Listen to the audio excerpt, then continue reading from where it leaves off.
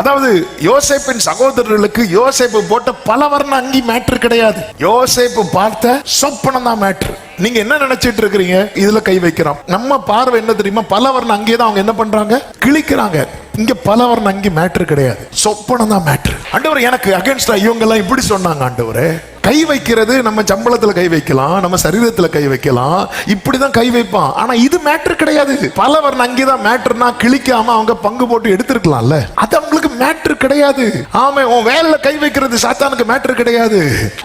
ஏரோது குழந்தைய கொன்னா நினைக்கிறீங்களா? ஏரோதட்ட போய் கேட்கலாமா, நீ யாரப்பா கொல்ல போனேன்னா?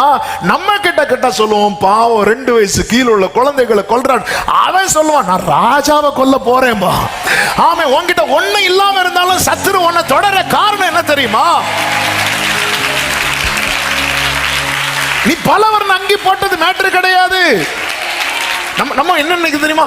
நான் ஒரு நல்ல ட்ரெஸ் போட்டுற கூடாது உடனே, நான் ஒரு நல்ல ட்ரெஸ் போட்டுற கூடாது, எங்க வீட்டுல கொஞ்சம் கறி மணத்துற கூடாது உடனே. உன் மேல அவர் ஒரு திட்டம் வச்சிருக்கிறார். இதுதான் மேட்ரு, இதுதான் மேட்டர். பலவர்ண அங்கி அவங்கள பாதிக்கல.